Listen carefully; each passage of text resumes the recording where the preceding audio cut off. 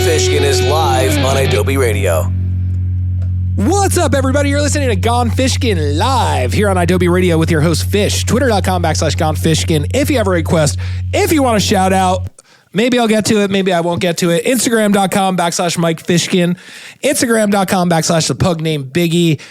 Idobi at idobi Radio. Check out idobi Radio. I'm very excited for tonight's show for a multitude of different reasons. Reason number one, I get to do my show live, and I will never take that for granted ever again. Reason number two, I'm very excited because this year has all been all about challenges for myself and getting back into the groove of doing my show, loving music again, and being on air every week. And for the first time ever, I have an artist in studio who I have never met, never spoken to. I feel like this is kind of like a blind date situation. I feel like this is like one of those dating shows on like A&E that I end up watching at like 2 a.m. if I can't sleep. One of those blind dating shows. But either way, I'm very excited to have a multi-platinum producer, songwriter, singer, incredible artist. He has so many incredible songs out under his belt right now. He has some great projects. He has a new project maybe in the works. He has a new single. He has incredible music videos. I'm very excited to welcome Elijah Woods to the show. What's up? What's up, man? Thanks so much for having me. Dude. I'm geeking over your dog right now. He's having a full bath on my lap right now, and it's Biggie. It's great. No, I love it. He's a sweetheart. He's such a sweetie. Oh man. I think that just answers the question just right off the bat. Could you love me? I think he said yes already. He absolutely confirmed, which is a good sign. It's a good start to the day. Exactly. Hell yeah. Thank you so much for coming by the studio in this terrible time to do a live radio show in Los Angeles. Yeah, 6 p.m. is a tough slot, but I'm really, really happy to be here. The drive was not too bad, so I'm happy. I listened to like a lot of good music on the way over here, so my vibe's on right now. I love that. Yeah, no, I've honestly basically only listened to you today, which has been a great day for me. Really sorry, man. I mean, it was hard to like get like angry at anything, like or have like any angst at a pop punk alternative radio station because I was just blasting you all day. I'm like, man, I'm just like so chill and like feeling great about myself right now. Hell yeah, I appreciate that, man. I feel like that's kind of. I mean, I think my music's just a reflection of me, and I'm pretty easygoing. Like it's like life for me is. It's about just like taking it easy and just enjoying the process and making sure that nothing's too scary or serious. Amazing. I totally, firmly, very much, what's the word I'm looking for? Endorse that statement. So, dude, just like right off the bat, you're an incredible artist. You're multi-platinum in so many different aspects.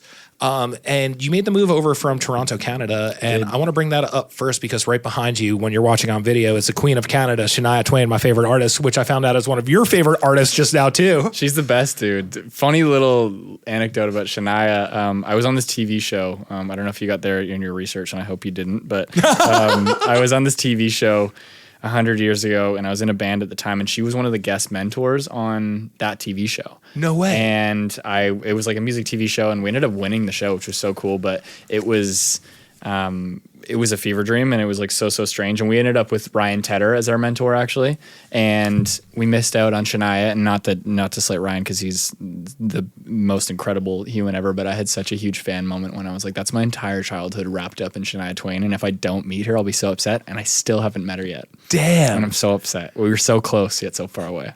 I haven't met her in person yet, but I've gotten the repost on Instagram and the repost on Twitter. Oh, hell yeah. So you're in. You guys are way closer than we are. Yeah, we're by LA terms, we're best friends. Like if it was Grammy week, friends. We are best friends. She's coming on my show next week, basically. 1,000%. Without a doubt. Hell yeah. So you made that move over from Canada to Los Angeles, and I want to talk about that off the bat because obviously in Canada, there's a lot of different programs set up for artists and everything, and coming to Los Angeles, it's not the easiest place to make it by any means. I don't know when you made the move over here in particular, but given the releases and the times of your releases, it was kind of after what I would consider the peak of awesome showcases in LA. Yeah, it was it was a crazy move. So I mean, last year was whirlwind as hell for me. So many things. I went through this nasty friend breakup thing. I got married. I went on tour in Asia for like 8 weeks. I had this like wild illness that I just couldn't kick for like 3 months. Like I couldn't sing for like 3 months, and it was just so weird. Like everything last year was just so the absolute highs of my life and then the absolute lows. I went on a honeymoon. I got a dog. We moved across the country to a new country. And yeah, it was insane. So last year was kind of just like a bit of a fever dream for me in terms of like the highs and the lows. And in the middle of all that, right after we got married, my wife and I kind of looked at each other. We were like, hey, we love Toronto. We really want to be maybe in Canada eventually, but if we don't go to LA right now, we're not going to do this because it's just the time in our lives, and like we eventually want kids and the whole thing. And I was like, if we don't set up in LA now, I don't think we're ever going to do it. Yeah. So we just decided to pull the trigger, and we like started looking at apartments, started looking at houses, and it was honestly like really, really spur of the moment. It was a very, very interesting like turn of events because it was kind of mid-July, and we we're like, we could do this. And by October, we ended up moving to LA, and we found a really great spot, and we just kind of pulled the trigger on it and moved across the country pretty like willy-nilly. It was not a lot of research was done with it. I've been really lucky. I've been coming here for like 5-7 years, so I kind of knew where I wanted to be, and we ended up in Silver Lake, which is lovely and like very homey and very safe. I didn't know a ton about the east side. Like I would always stay in like the west side, whatever, and it was the best decision I could have made. I'm like so happy to be here, and I got a little studio at my place now, and it's been so nice to not deal with the fucking winter. Like it's straight up like it's just like that was probably 85% of our decision. Like I was at a point in my career where I've been coming here for writing trips, and I could have been here full time or even part-time. I would come for like a couple months and we'd hang out in the winter, whatever. But then like packing my life up and then going on tour and then coming home, and it was just like, it was a lot. And I just decided that it was way too much for me to like move around. So being here was definitely a necessity. Is he? Oh, he's perfect. Okay. Yeah. I know. Can we put Biggie on the mic here? Biggie, get on the mic. Get on the mic. What do you have to say to the people? Tell them. Kisses? Little fishy kisses? Your breath smells like my dog's breath.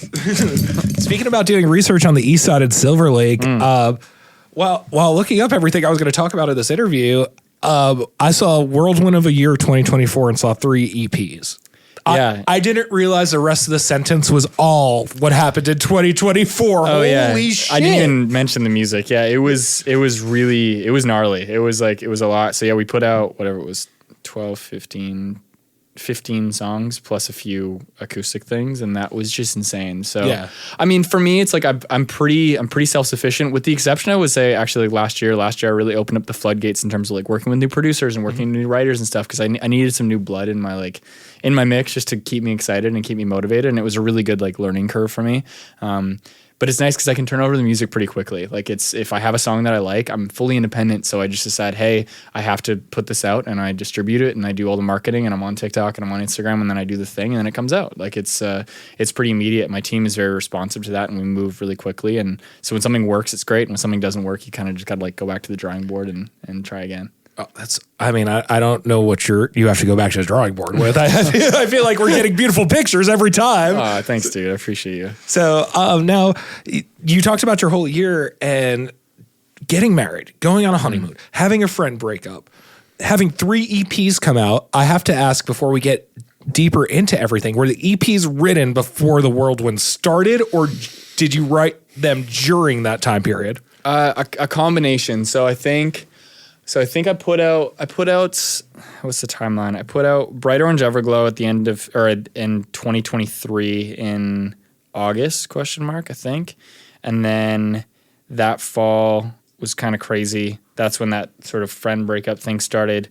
And I started writing a lot of music about that because I had all these feelings about it. And it was kind of angry. It was kind of like, what the fuck is going on? And like, I just felt a little bit taken aback from it.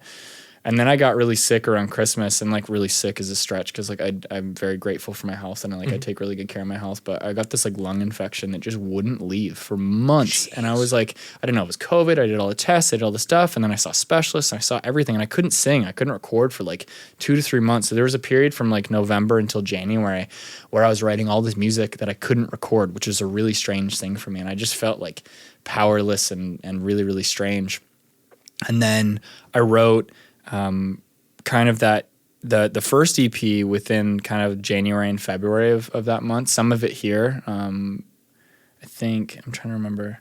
Second Guessing actually was a song from like 2022 that I kind of reinvented. I wrote it with Jack LaFrance and Jason Sowito, who are incredible producers and writers, and that was like a really special one for me. But I didn't have like a voice for it. And then in January of that year, I guess last year, I kind of found a voice for that. And then that project kind of took shape around, I think it came out in March. I don't even know my timeline now, but early, let's call it Q1, Q2 of that year. Yeah. And that was me like very much processing this like grief of what was going on with my friend, and feeling like really pessimistic and really negative, and it like kind of shattered my world a little bit, because this is one of my closest friends, and it like helped me process a lot of that. And then within that, I was like, you know what?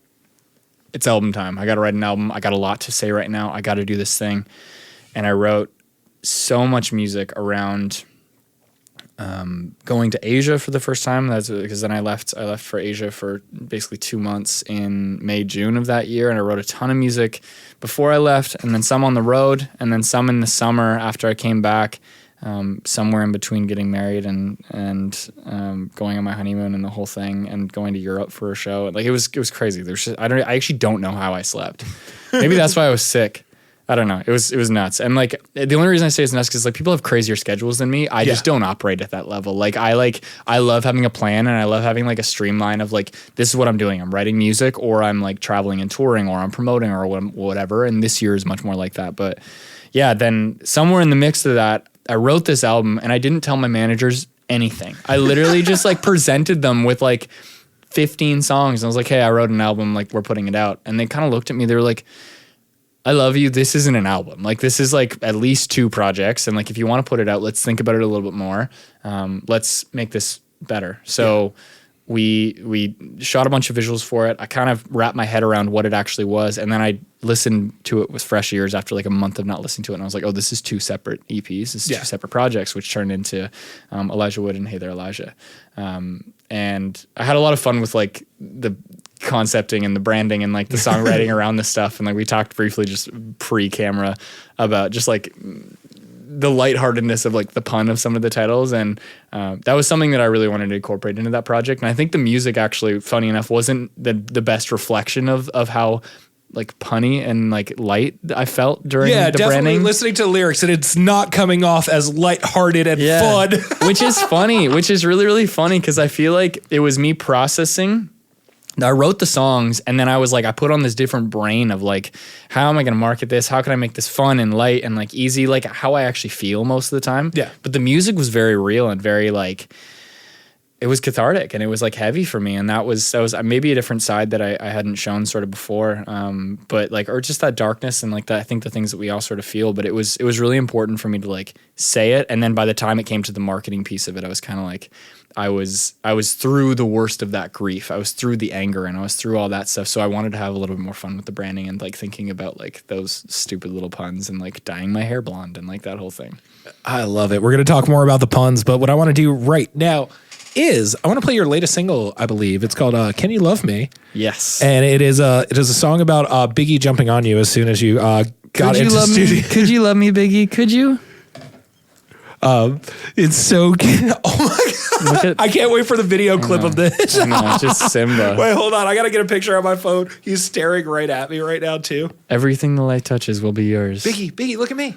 For anybody who's just listening on with their ear holes, he looks like Simba right now from The Lion King. He truly does. He's on Pride Rock, aka my thighs. That's so funny.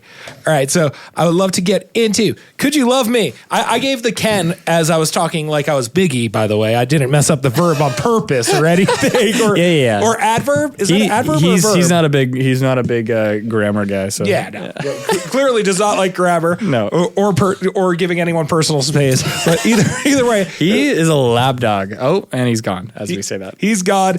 So you had Elijah Wood. I don't know the order in all fairness while I'm rattling it off. You had Elijah Wood spelled W-O-U-L-D, which is so smart. Thanks, dude. And then you had Hey There, Elijah, which is so genius because every one of the listeners here on idobi Radio knows Hey There, Delilah. Correct. So now you said that it didn't really have the lightheartedness on the rest of the EP that the title had. So did you kind of like go off the title on which song should go where since you had all of them already and kind of just like be like, oh, this is more of a Hey There, Elijah song than Elijah Wood song. Yeah, it was mostly about playability. Like, it was mostly like, okay, well, what feels like this song going into this song going into this song, what feels sort of the best? And then kind of, I didn't want to organize the worlds in terms of like, here are 5 sad songs and here are 6 happy songs. Like, for me, it was about what felt good listening back and forth. Like, you listen to some of your favorite albums and you realize that like it goes from kind of this,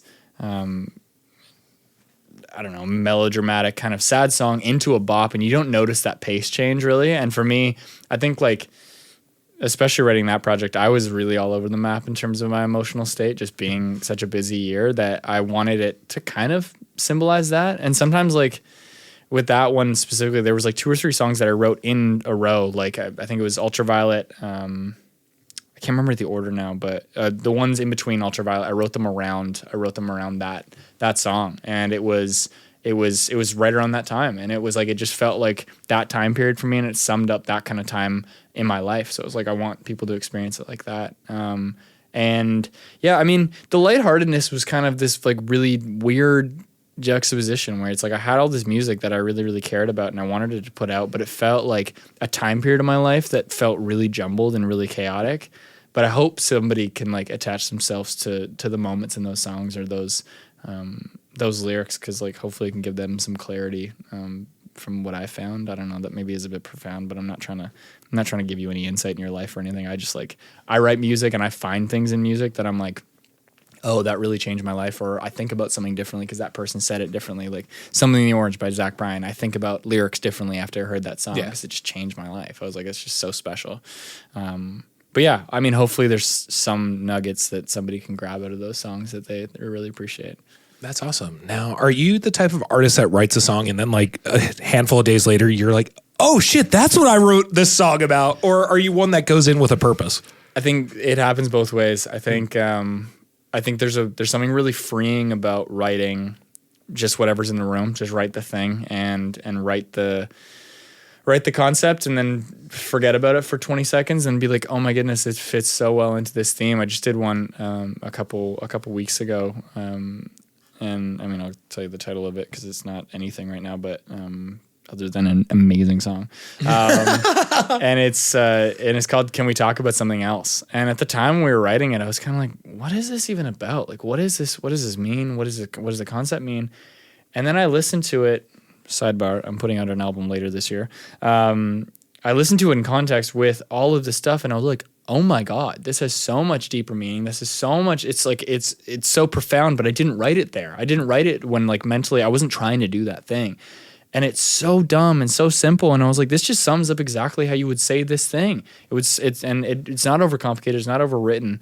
But I definitely do the other end of it too, where I'm like, I've had concepts baking and brewing for years and years and years. And like, another one of these songs that's not out yet. I've had this demo for 2 years just kicking around. I probably have 900 versions of it, and not yesterday did I crack it. Like I cracked it wide open, and it just took so long of like overthinking it and overwriting it and then undercomplicating it and overcomplicating it, redoing the production, making it pop, making it rock, making it jazz, making it whatever the thing is. I was just all over the map with it, and like I finally realized it was like I don't know. Something just clicked and something just cracked. But it was one of those concepts that I just needed to iron out. I needed to figure out, and it took forever. That's wild, because that's the second time you've mentioned in this interview that you've gone back to a song and it's come out better, like a handful of years later.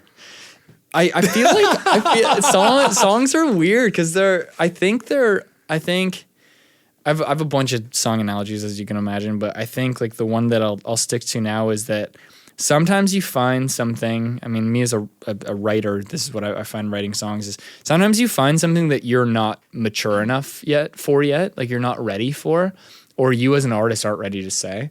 And Wash Away is a great example of that. That's a song I wrote. I was in Whistler of all places, and I was snowboarding for like 6 weeks. I just like took 6 weeks off in like 2022. And I brought all my recording equipment out, and I was like, I'm going to make a bunch of music out here, whatever. Didn't. Snowboarded every single day. Got drunk at like 1 p.m. and then like hung out with my buddies, and it was amazing. But I felt really guilty about it, and I was like, oh my God, I didn't make any music, and like I got so much to promote. And it was right around, I think, the time a song called Past Life was coming out, so I felt guilty about not promoting that. And I was off on this deep tangent about like, I just want to write something like really, really random. And I started that Wash Away demo in the basement of this house I was renting, and couldn't figure it out for forever. And it took 2 years to come out. And the version that came out is the identical track that I produced in that basement on my headphones and recorded in Whistler in a basement. And I did 5 versions of it that were very, very different. But I wasn't ready to hear the specialness that song had. And I always knew it had like some sauce and whatever. And I think it's got like 100,000 plays. Like nobody's heard this song. But for me, it's one of my favorites because it's like, I just captured something in that moment that I wasn't ready to say 2 years ago. And then I put it out and I was like, it's ready now. You know what I mean? Like I'm ready to say that thing. So songs are weird. They mature in very, very strange ways. And then in like 5 years, like Wash Away will be a hit. You know what I mean? It's like, who knows? Like maybe the world's ready for it at that point. But I think I just try to write what I'm feeling in the moment, not try to overthink it as much as possible, and then figure out how it's going to come out, if it's going to come out, or when it's going to come out. Amazing. And now, I like the whole idea of the puns and the seriousness of the music, because that's a really cool analogy for the way you mask your songs. Like it's very heavy topics with a very lighthearted melody and a very lighthearted instrumentation behind it. So when you're going into songwriting, do you always just have like this is going to be the chill vibe. This is Elijah Wood's sound. But every other emotion that comes from it is kind of going to be interpreted by each and every listener, because I'm giving my full emotion by masking it, kind of like the lightheartedness of the puns with the serious matter of the music. Serious subject matter, I should say. Yeah, I mean, I think like, without getting too into a free therapy session, Gone therapy. Yeah, gone fishing for free therapy. I think without diving too like heady into it, I think for me, even when I'm going through things that are really heavy or really, really great, I'm pretty realistic. I'm pretty like, actually I saw it in a Harry Styles interview and I really related to it. Not to equate myself to Harry Styles. I think he's just really smart and very emotionally intelligent. He was talking about the One Direction success that they had and how sometimes he just needed to like step back and like not be this huge pop star and just be like a human being. And he felt really guilty for that. And I was like, oh, that's such a wild feeling, because like when I'm not working, I feel really, really guilty. And for me dealing with emotions, I feel the same way. When I'm like feeling really, really sad, I'm like, oh, well, people have it worse in the world. Like, how could I be sad about this sort of thing? Or it's like, even when things go really good, it's like, well, it could be going better. You know what I mean? It's like, I could be on a billboard. I could be doing this. I could be selling at arenas everywhere in the world. But like, I'm pretty realistic with my sort of approach to that. And I think that maybe comes out in the music. It's like, it's not scream at the top of my lungs and like ripping somebody's ears out, telling you how upset I am. It's not that. It's like, I'm just me. I'm a little bit understated. Like, I'm just like a little bit like more casual than that thing. And I don't feel like by yelling at somebody or like by being big with something, you make them hear it more. I think sometimes the beauty is in the silence. That's an amazing answer. Hell yeah. It's like when someone gives you a stern talking to, when they could smile while they're telling you how mad they are at you and how disappointed, and it just stings so much more than someone screaming at the top of their lungs. Totally. It's like, yeah, let me tell you how I actually feel, and then I want you to hear it. I don't want you to think like, oh, I can't even listen to this. You're off on a tangent, or you're being too angry, you're being too loud. It's like, no, like I want to communicate with you. And I think that's what's so beautiful about songwriting. It's like, these are my vehicles for communication. Like I process so much of my emotions through that. And I learn a lot from listening to music too. And like, oh, how does that make me feel? And like, why does that evoke a certain emotion? And why does that change the way I see music? Why does it change the way I see people? And I think it's really powerful. Amazing. And it's crazy you mentioned Harry Styles, because there's a Harry Styles vinyl right behind you. No, I'm fucking Barry Miles is here?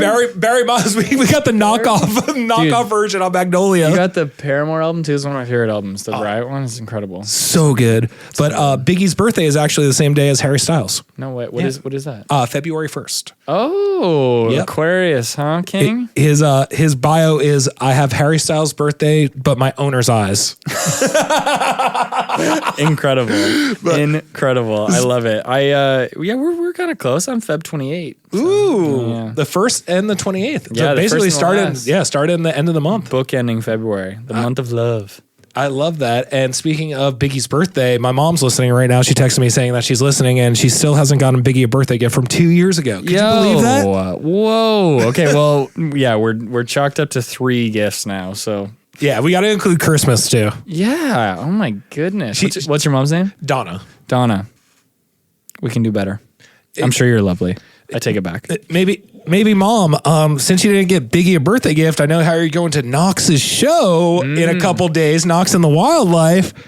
Hell yeah. Maybe the ticket's not there when you get to Will Call. Yeah. Because Biggie's birthday gift hasn't got it here yet. I'm also now realizing I didn't get a birthday gift either. Yeah, Elijah didn't get a birthday gift from you either. Insane. It's real fucked up. Crazy. But either way, I want to play another song by you, but I want to talk about it before we get into it. You have a song called 2010, and 2010 for me personally was a very, very, very like learning year for me. I learned that I'm not going to get into a good college because I didn't go to high school enough. I just went to all the shows around high school and fucked off writing Good Charlotte lyrics on the desks. Hell yeah. Also, the year I realized I wasn't good enough to be in a touring band, so I had to go to a community college. What do you play? Guitar and bass a little bit. Okay. So I actually said this to Matt from All American Rejects a couple of weeks ago in Vegas. I went out to Vegas with the Summer Set and they were opening for All American Rejects, and I was like, Jess, I'll help you out. I'll drum tech for you if you can't find anyone. I don't know how to fucking drum tech. No. That's a scary job. Yeah. So like she said, I wouldn't have to tune the drums. Yeah. So I was like, okay, cool. I could probably figure out how to set it up. Dude, when the SIR rental got to the venue, I was so overwhelmed. So I literally on the stage, Rejects are sound checking. And I'm like looking at how the drummer has his drum set up. Mimicking Oh no! In the Virgin Theater in Las Vegas. It's not like we're playing like the fucking Viper Room or something. Yeah. But like it all got together. I was able to sound okay. Oh yeah, it sounded fantastic. Okay, it sounded okay, amazing. So then you won. You're a great drum tech. Exactly. One of the best. One of the greats. She said, Fish, for the first time setting up a drum set, because I told her after I started, this is my first time setting up a drum set.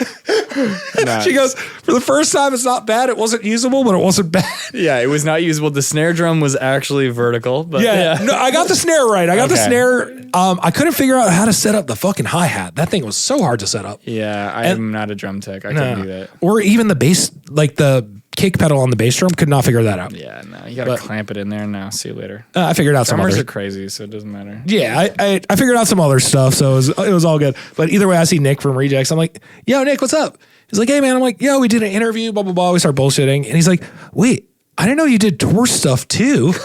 And I go, I don't. No, this is my first gig. Yeah, it's not my first, but it's a first. First Definitely drum tech gig. Never have done a show as big as with the All American Rejects while I claim to be able to do something in music. Crazy. In Vegas, no less. Crazy. But I'm like, Nick, do you know that expression, those who can't do teach and those who can't teach Jim? He's like, yeah, of course.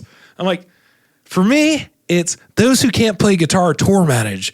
Those who can't tour manage have a radio show. But I still have to scratch the itch of live music. You got to do it. And he was dying. He's like, dude, I've never heard that before. That's so good. That's so great. That's true. I love that. I love that a lot. I'm going to tell that to my tour manager. He's got to start a radio show. Hey, man, you just got to start a radio show. Yeah, dude. I don't know.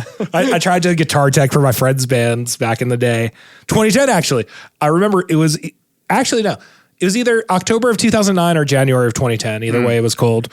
I guitar teched for my friends up in like the northeast, like what was it, New Hampshire, Vermont, and Massachusetts. Okay. Drove up from New York. Winter? In the winter. Gnarly. It was terrible. Terrible. Tuned all the guitars to the wrong tuning.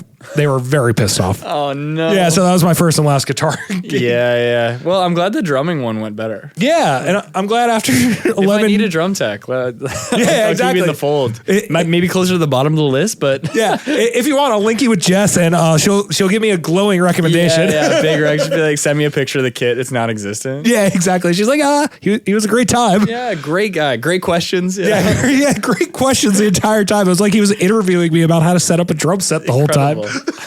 Oh my God, that would have been such a funny bit. Nice. If I just wanted to interviewer mode and I was like, so about this tom drum, how do you set it up? Yeah, how do you do this? Yeah, how would you do it? I know how I would. Yeah, please show me how please demonstrate how you would set this up. Insane. But either way, so 2010, after all that, crazy learning year for me. I believe Good Charlotte broke up that year for the first time too, or went on first time. or an indefinite hiatus, Okay. and I was crushed by that. So did Envy on the Coast. Yeah. So all my favorite childhood bands gone.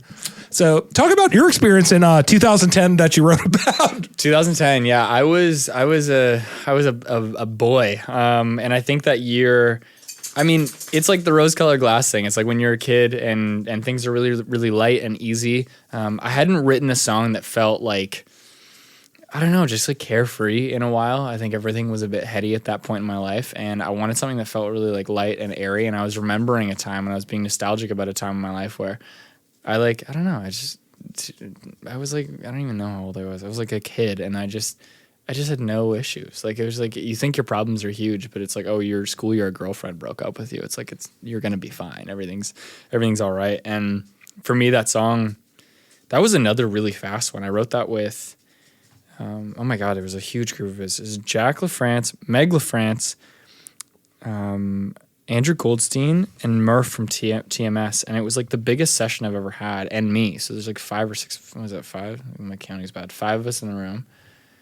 And that song happened in like 20 minutes. And I was like, whoa, this is crazy. This is so fun. And it felt like kind of punk rocky, but kind of pop punk rocky, but like not in a way that was like, everyone's making pop punk right now. I was like, no, I just like this song. And I grew up with bands like Good Charlotte and Blink-182. And I mean, even harder than that, but like as on a pop front, I like those songs. And I wanted something that felt like that, because that was what I was listening to during that time. And for me, that song was just like light and fun and like really fun to play live. It's like a smash live. It's great. That's awesome. And in 2010, also something significant happened. I was working for a local band doing merch and helping out carrying in their gear just to get into shows for free. And I got into one of Andrew Goldstein's shows on Long Island for free because my friends opened for him. No way. And I got to meet Goldstein for the first time back in 2010. I don't think he really remembers it by any means, because I was just an 18-year-old kid nerding out. Oh, hell yeah. He's a lovely, lovely dude. We got a couple more songs in the works right now. He's awesome. He's so talented. One of my favorite people, but also one of the best songwriters and producers I think I've ever met. Incredible. He's so talented. I would like to say my new friend, but I think he's just Biggie's new father at this point. Yeah, it's I will be your father figure. Put your tiny paw in mine. Look at these nails. He's got a manicure going on. You're such a prince. So the whole thing with his nails right now, they're so overgrown, and I'm very aware they're overgrown, but like one of my favorite things is hearing it like click clack. Yeah, I know. I can't go the 2-3 weeks without hearing it. I know. Secretary on the keyboard energy. Yeah, 100%. He's just like just on the way everywhere in the studio. Like I just hear him going around. I'm like, man, I can't cut his nails. It's too cute. I'm with it. We keep ours kind of like medium length, because the same thing. It's like I want to hear you when you're walking around. But the worst is at night when he's like in the bedroom and he's like walking around click clacking everyone. I'm like, dude, you gotta cool it. Get a manicure. Oh, he jumps right into my bed and knocks out. Oh yeah. Yeah, like he'll like be like just doing nothing, like just sleeping on the couch or something, and I'll be like, Biggie, it's time to go to BED, and he'll just bolt straight into the bedroom, jump right on the bed into his bed. So he's the cutest dog. A king bed for my prince. Exactly. Yeah, a king bed that he treats like a full size bed. I'm like, dude, I have a king size bed for a reason, so you have your own space. And he gives you like this tiny little chunk on the left side of it. Yep. Yeah. Every single time. Hell yeah. I love it. And then, oh man, he's truly the best. Oh, I just totally zoned out by staring at him. Oh, he's such a sweetie. But you also you mentioned your Japan tour a couple times, and we didn't really dive into it because it was a massive tour. We do need to talk about it because it was so big, because it was with a small up and coming solo artist as well. Niall, I'm going to butcher his last name, and I'm going to hate Horan. Yes. Yeah. I've heard Horan and Horan from some people. I think it's Horan. I called him Niall Horan. I don't know. I hope it's Horan. There's only one Niall in the world, in my opinion. Yeah. Yeah. Nile Rodgers. Maybe two Niles. Yeah, there's a couple. Yeah. But now I'm trying to think of any other famous names. Any important now. If your name is Niall and you're hearing this, please let us know. But either way, going on tour in Asia with such an incredible artist, not only the accomplishments aside, just like the songwriting aspects of everything, like Slow Hands and all that. Talk about something you may have learned, and maybe were you intimidated going out on the road with an artist like that? Because I'd be shitting my pants if I was like going across the world and that's who I had to open for. It was really wild, man. So I did my first headline Asia tour last year, and that was a whirlwind of itself. But then on top of that, I opened for Niall in Jakarta, and that was the first show I played on the tour. And it was like so nerve-wracking. I don't really get stage fright. I've been performing for, I don't know, 10 years or something. And like I was kind of like, I got over like the initial feeling of like, oh, I'm going to go on stage and throw up. It was the first time I had sincere, like, oh my God, I'm out of breath, like this whole thing. And I showed up to sound check when we were doing the thing. I hadn't said hey to him at all on the first day. And I showed up to sound check with my band, and we're all excited because we're playing all this new material. It's like the start of the Asia tour. Everyone's spirits are really high. And I'm just fucking around on stage. I'm like half singing the songs. Cause like I didn't really need to sound check. I was more just like checking out the stage and doing the thing. And then I was kind of like singing some bullshit lyrics in this huge empty stadium, and I look out and there's like somebody in like the back row, and I was like, oh, there's somebody here. And I was like, I hope no fans are here. And I was like, hello? And then he was like, hey man. He was like, oh my God, that's Niall Horan from One Direction, like just sitting there listening to my soundtrack. He's like vibing. I was like, bro, you sound so good. And he does it in his like accent, which I can't do. I'll butcher. Yeah. Can I try it? No, I can't do it. That'll be the pull clip I use so I get clicks. Yeah, please don't do that. Insane. Elijah tried to do nuts. Yeah. Ireland. I can't do it. I can't even try. It's such a soothing accent too. It's so relaxing. So love it. Anyways, he was so sweet. He was so lovely and accommodating for us on that date. And I think like he told me something. I was just chatting with him after, and he was like, how's all this going for you? Like, I saw all your Asia dates, like they're all blown out. That's crazy. Congratulations. He's like, have you done this before? I was like, no, like this is my first time over in Asia and it's wild. And he's like, yeah, it's like a really wild ride. And I was like, dude, how do you do this? Because your touring schedule was like 2 years on the road. And he's like, you get used to it. It's pretty grueling, but like you get used to it, and like you really do appreciate your time at home. And he was like, just soak it up, because like all of a sudden it'll be gone and then you'll miss it, and like make sure that you're taking it in. And I was like, oh my God, that's like very crazy coming from somebody like that, because like you can hear that from anybody, but coming from like one of the guys from One Direction who's been on the road for 20 years, like. And at the biggest scale you could do it, I was very honored. And he was such like, I think my biggest takeaway was like, oh, you can be that famous and also be a genuinely amazing person. Like he was just so cool, and he was just like a homie. Like he was just like having a chat and like so cool. There wasn't security swarming him everywhere. Like he was very, very sweet and like just a good dude. That's awesome to hear. And life experiences like that truly make being an artist even cooler. Yeah. I mean, it's already a pretty hilarious life, but then getting to meet, your idols is either the worst thing in the world or the best thing in the world, and that was a really cool one, because I grew up with all that music. Yeah, like I was very scared of. There's three musicians that me, Biggie. Yeah, exactly. It was Elijah Woods, Niall Horan, and Andrew Goldstein. Three people I've looked up to and I never want to meet. Yeah. But I have the three artists that I never wanted to meet, and I was like really scared of meeting like them. And who are they? I'll say two of the three. Okay. I'll say two of the three. Stephen Jenkins from Third Eye Blind. Okay. And Matty Healy. Okay. Don't need to say where he's from. Everyone knows. Yep. Yeah. Familiar. Yeah. But so Matty Healy of Taylor Swift. Yeah, exactly. Don't forget to ask me about the pun that just came to my head beforehand too while we were talking that I didn't say out loud. Okay. But so we I was always scared to meet him. Like I was like, I've had such a fortunate career interviewing. It's been 10 years on air. Like I've gotten to meet all my favorite artists I grew up listening to. Like I'm lucky enough to be friends with most of them at this point outside of the show. Like get to do the show with them on air and be like, hey, we're really friends. It's not just an internet thing and stuff like that. And I was just like, I want a wall of separation between these three artists. Right. Like I want to know that music is still real. It's kind of like when you go to underground Disney in a way. It was like that in my opinion. Totally. Yeah. So So I work for Emo Night as well. So one fucking Hoobastank and Wheatus came by last week. Cool. Dude, I found out so hard Legend. on What's the big Wheatus. Hoobastank? The reason? The reason is you. Dude, Insane. Brendan from Wheatus was doing the harmonies during it too. Sick. He played Teenage Dirtbag and Insane. so everything you've known about me for the last hour, 10 minutes is going to just make sense from this moment. I went downstairs because I had to go to the bathroom. I ran to the green room bathroom and I saw Brendan from Wheatus outside of it, but I had to get back upstairs. And I'm like, hey, man. And out of 10 people, he's the only one that turned around. I was like, yes. Wow. Like, hey, man, I tweet you all the time. My name's Fish. You went to my rival high school. Jax is my best friend. No. I got to get back upstairs and DJ. Oh, that's great. And he's like, so if I send this selfie I'm about to take to Jax, she'll know who you are. I'm like, yeah. And then I ran upstairs. I'm like, holy shit, I just met the dude from Wheatus. That's so cool. Yeah. Oh, dude, I love that. I think it's cool when people are like humans. Like, Yeah. I think that's really, really fun. So I'm fortunate enough to be friends with an incredible producer and songwriter, also Colin Creevy, who now plays in Third Eye Blind. So he was at Emo Night when Steven came by to play. They did an acoustic song and DJ'd. Cool. So during soundcheck, I get there, I'm talking to Colin, and Steven sits down. He's like, hey, man, what's up? And I'm like, it's the first time I've been starstruck in a long time. Sick. And I'm like, hey, man. And like, I kind of just pretended I had something to do and just like kind of went to the green room. And then throughout the night, like when I was up there, because I announced and then I helped the artist DJ.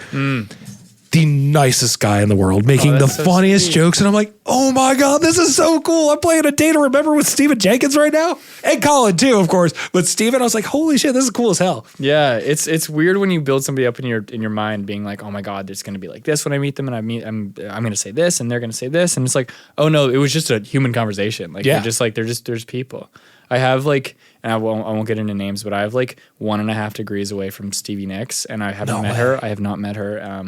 And I don't know that I will, and I don't even know that I'd want to, because that is my idol. Like, Yeah. I grew up on all the Fleetwood records, and like, yeah, just so cool. And I think I would die before I met her, because like I just couldn't. I don't know what I would say. Like, we don't have anything in common. Like, you are one of the greatest songwriters of the last 100 years, and you're incredible and so cool and whatever, and I'm just like this kid from Perth. So what do we have in common? I don't know, but I idolize you, and I wouldn't want to do that. You know what I mean? So please don't listen to this, Stevie. And I just think I'll just go on my own way. Yeah, go your own way. Oh man, we're more alike than I thought. Like every old school reference that's like kind of obscure, like I guess obscure for me because like I'm in the pop punk world, like Warped Tour, all that stuff. So like Shania Twain being my favorite artist, Fleetwood Mac, and like stuff like that. The classics. For you, it makes sense. Yeah, but like, but I also me, know all the pop punk stuff. I grew up with all that. hell yeah. Amazing. Well, we have time. I know we said we were going to take some fan submitted questions.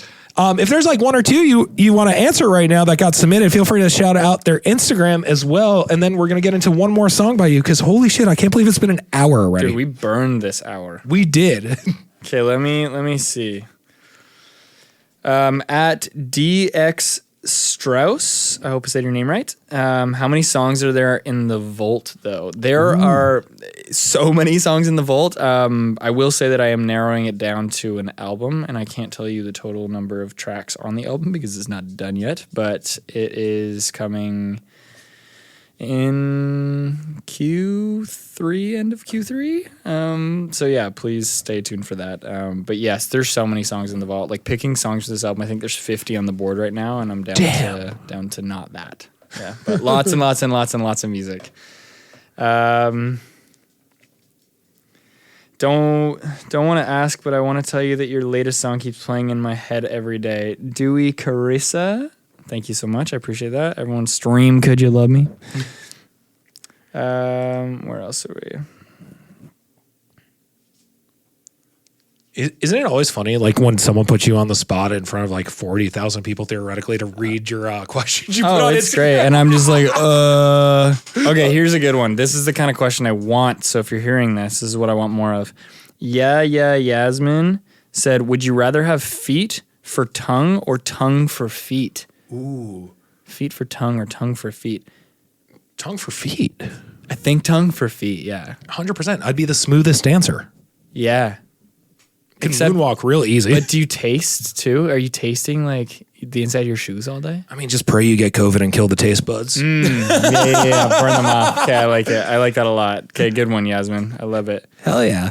So we got time for one more, and then I want to get into what I might construe as a pun. Oh, A song that I might construe as a pun. Okay, the last one that I'll answer, which is not as fun as the feet one, but also extremely fun. FHAPUTRI asks, how excited for the Asia tour? Are there any additional cities? There are additional cities being announced. I haven't announced them yet because we're waiting on permits still, which take forever. And full transparency, they are coming up very, very soon. So, yes, more cities to be announced. I'm really, really stoked about that. I'm leaving. I think I'm leaving in July. I'm leaving in July to come to Asia for like 6 weeks. So I'm very, very stoked about that. And then, yes, anybody asking about a US, UK tour, in the works, baby. Hell yeah. In the works. I have a feeling you're going to be on the show again before the year ends. I strongly think so. Honestly, just for parental reasons at this point. Yeah, exactly. It's like we have to have joint custody of Biggie at this point. Totally. He's like, where are we going after this? Where are we going for dinner? Yeah, exactly. Hell yeah. Well, Elijah, thank you so much for coming by the show. It's awesome to meet you. Huge fan of your music. I can't wait to hear what's next for you. Thank you, man. I appreciate it. And I'm a huge fan of the show. So thank you so much for having me on. And yeah, we'll do this again. Maybe I'll bring my dog. We'll see. Dude, that'd be awesome. That'd be cool. Yeah, let's definitely do it. Drew. I didn't name him, but I've really come around to the name because we call him like Judge Drewby or it's hysterical. Yeah. Oh my God. Or Drewby Doo. Drewby Doos. There's a lot of good ones. There's a lot of really good ones. So yeah, no, we've come around to it, but amazing. And speaking of puns, I'm gonna guess this song wasn't intentionally a pun, but could be construed as a pun. We should stick together. Sticks in the woods. Oh, yo. That's a mic drop. Hang on. How do I drop this mic? Yeah, exactly. How do I break this real quick? Well done. Well, Elijah, thank you so much again for coming by. Here is We Should Stick Together. Everyone check out Elijah's latest single, Could You Love Me? Out now, absolutely ripping on every streaming platform. YouTube, there's a music video. Spotify, there's a link. Apple Music, I'm sure they're the same thing. Same with Tidal, Amazon Music. And most importantly, on Gone Fishkin. Gone Fishkin is live on idobi Radio.